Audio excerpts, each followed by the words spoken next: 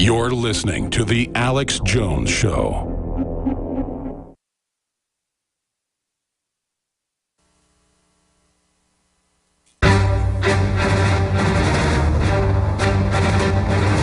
Big Brother, mainstream media, government cover-ups.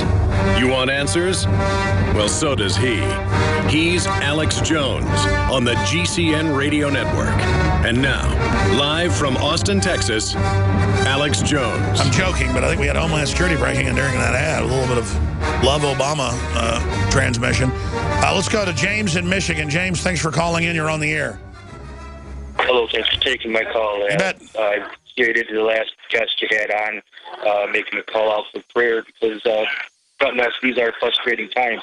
So these are 3 points that I have. You know, they're very frustrating points. One, I'm looking at the global disease outbreak map a couple of days ago. They had all the indicators for where it was happening, where the alerts were coming from, different flagship symbols. But, you know, today I go on it and there's nothing. There's nothing there. And there's no outbreak reports coming out of Mexico. Very peculiar. I'm looking for hazmat suits, AJ.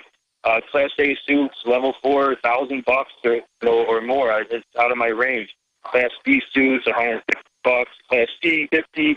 I was hoping that these manufacturers can do better than that. One other final thing here is I was trying to get in touch with this nurse, Kelly Sites, S-I-T-E-S. She's out of Eagle, Michigan. And she had come back from Liberia with a couple of the other doctors that contracted the Ebola virus.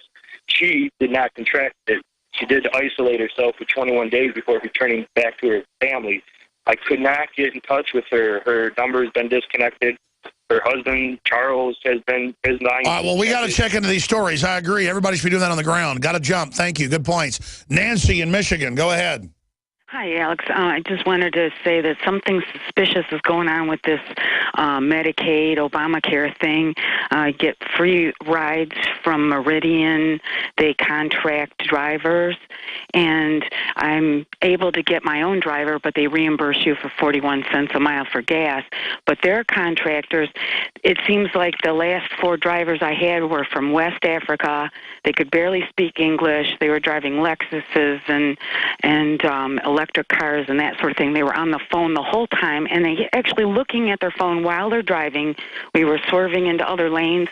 Well, here's the deal. The country for illegals is literally wide open. That's why they dare not stop the Ebola flights, because we're just totally wide open.